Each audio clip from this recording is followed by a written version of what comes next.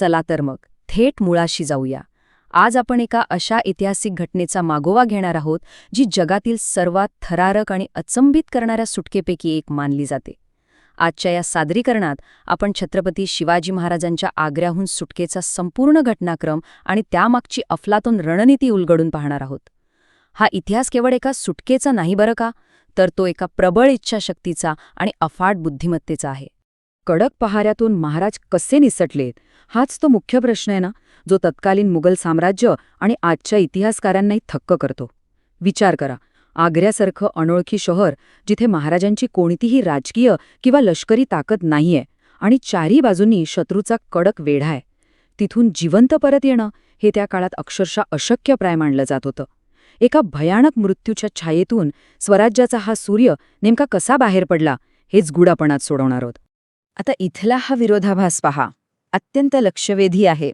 एका बाजूला औरंगजेबाचा अफाट शस्त्रसज्ज असा मुघल तळ आणि दुसऱ्या बाजूला आपले महाराज आणि बालशंभूराजे यांची अगदी एकाकी अवस्था.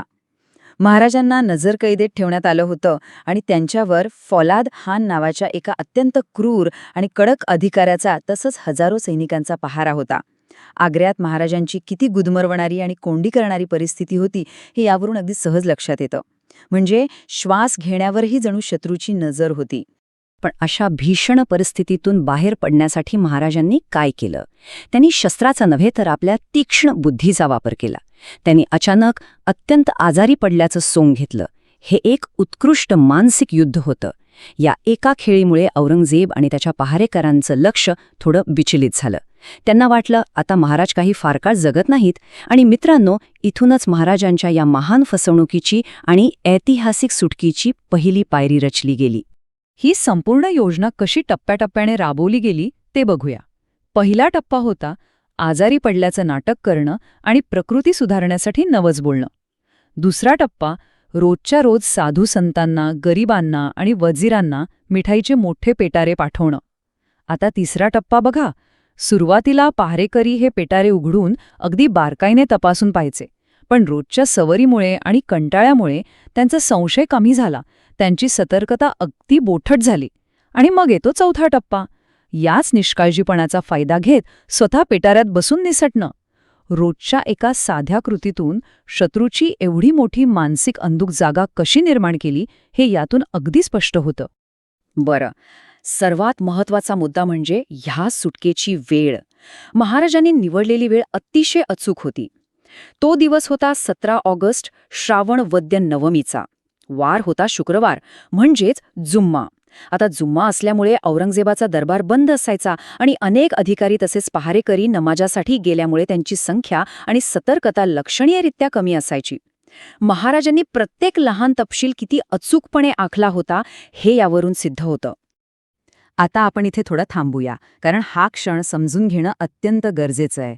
महाराज पेटाऱ्यातून निघून गेल्यानंतर पलंग रिकामा राहू नये म्हणून महाराजांचे निष्ठावान सेवक हिरोजी फर्जंद महाराजांचे कपडे घालून झोपले होते आणि मदारी मेहतर त्यांचे पाय चेपत बसले होते. ही केवळ एक योजना नव्हती, तर हा मानवी निष्ठेचा आणि पराकोटीच्या शौर्याचा सर्वोच्च आविष्कार होता. साक्षात मृत्यूच्या जबड्यात बसून बादशहाच्या क्रोधाची पूर्ण जाणीव असतानाही या ओळीमधनं आपल्याला हिरोजी आणि मदारी यांच्या त्यागाची खोली समजते.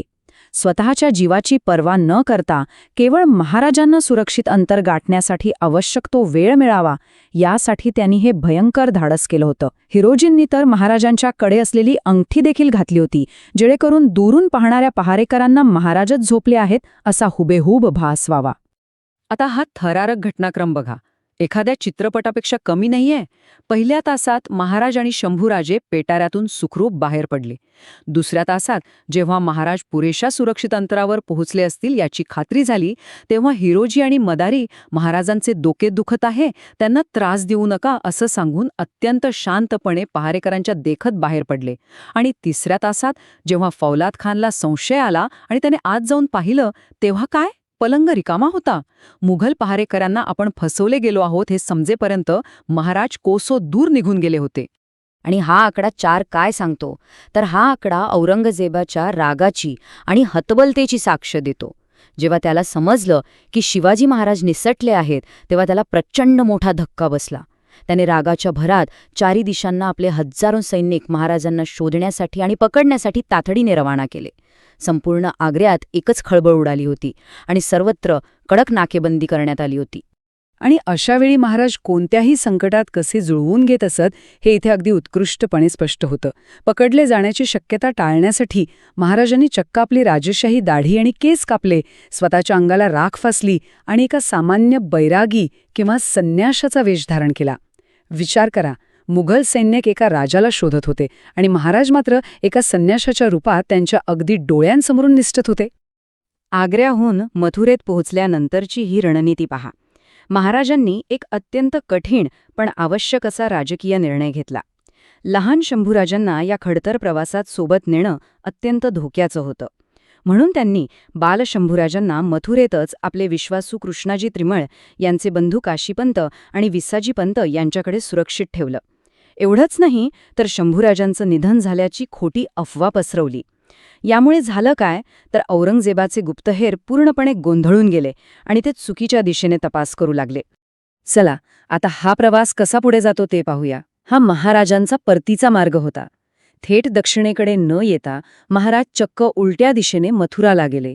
तिथून नरवर, बुंदेलखंड आणि गोंडवणाच्या अत्यंत दुर्गम घनदाट जंगलातून आणि बिगर मुघल प्रदेशातून प्रवास करत नर्मदा नदी ओलांडून शेवटी राजगड.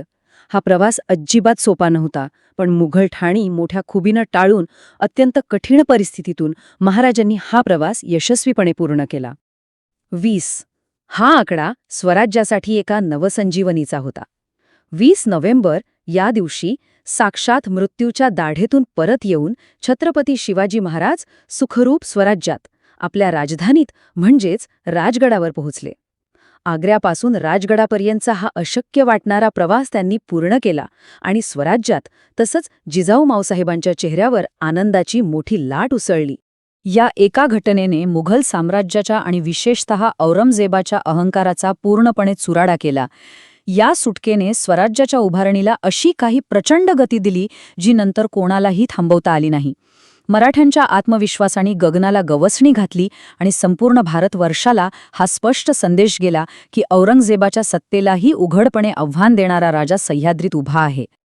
आणि शेवटी जाता जाता हा प्रश्न नक्कीच विचार करायला लावणारा आहे. या एकाच धाडसी सुटकेने स्वराज्याच्या चळवळीची संपूर्ण दिशा कशी बदलून टाकली. विचार करा, जर महाराज आग्र्यातून निसटले नसते तर आजचा इतिहास काय असता.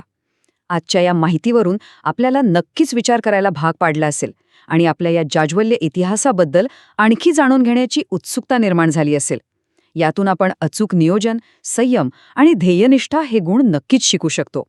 चला तर मग पुन्हा भेटूया अशाच एका अभ्यासपूर्ण सादरीकरणात.